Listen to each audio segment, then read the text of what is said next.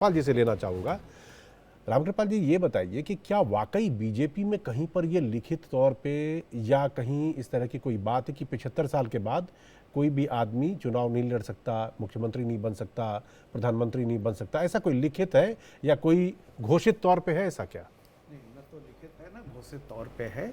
देखिए, बीजेपी में बहुत सारी चीज़ें अपने हिसाब से क्या होना चाहिए नहीं होना चाहिए वो अंदर खाने चलती हैं, वो संगठन है। लेकिन ऐसा मुझे नहीं है कि कहीं भी लिखित हो या उस तरह की कोई चीज़ रही हो, तो ये बात तो नहीं ही है। और अरविंद केजरीवाल जी देखिए 21 दिनों के लिए बाहर आए हैं सिर्फ इसलिए कि वो जितना ज़्यादा से ज़्यादा हो सके अपोजिशन में एक हवा फूकें, उसको और ताकतवर बनाएं थोड़ा सा।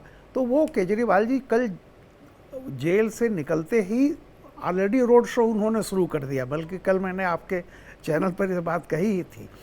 तो केजरीवाल जी एक बजे हुए पॉलिटिशियन हो गए हैं अब, लेकिन कई बार जो चीज़ें जैसे उन्होंने कह रहे हैं, तो वो जैसे आपने कहा ना कि कुछ चीज़ें ऐसी हैं बड़ी कॉन्ट्रडिक्टरी हो रही हैं। वो सोच रहे हैं कि बीजेपी, पहली बात तो ये है केजरीवाल जी ने दिल्ली के सदन में ही कहा था कि अगर हम 2024 में नहीं मोदी को हरा पाए तो हम 2029 में हराएंगे। याद है आपको? जी। बहुत पहले, जेल जाने से कुछ ही समय पहले कहा था।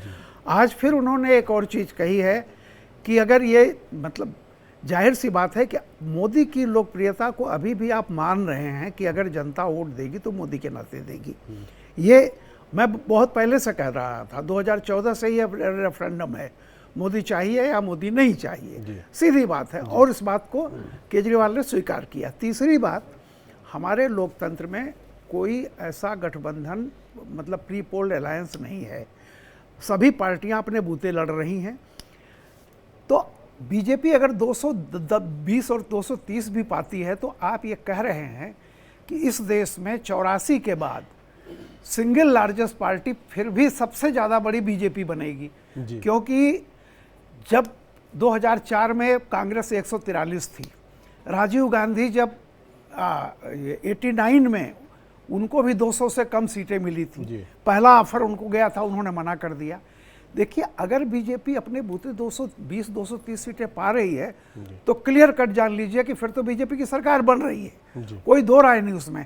क्योंकि दक्षिण भारत की पार्टियां पिछले दौर में भी बीजेपी के साथ रही हैं, चाहे वो आंध्रा हो, तेलंगाना की बीआरएस रही हो, उड़ीसा से बीजू पटनायक। तो अगर एनडीए मिला करके तो करीब करीब बहुमत के पास पहुंच रहे हैं। और देखिए, मेरा मानना है और बिल्कुल सही है, इस देश में जो भी पार्टी 230-40 के आसपास रहेगी वो चुंबक बन जाती है। छोटे छोटे दल जितने रीजनल पार्टीज हैं, वे उनकी मजबूरी होती है कि उसके साथ जाके जुड़ते हैं, आपको जाने की जरूरत नहीं पड़ेगी।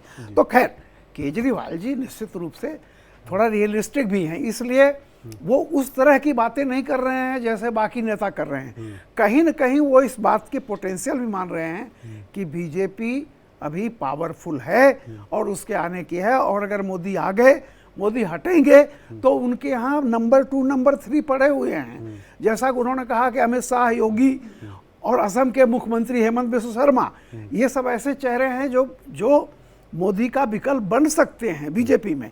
लेकिन जनता यही सोचेगी कि भाई दूसरों के बारे में तो बता रहे हो, जरा अपने बारे में तो बताओ। अपोजिशन में नंबर 1 कौन है?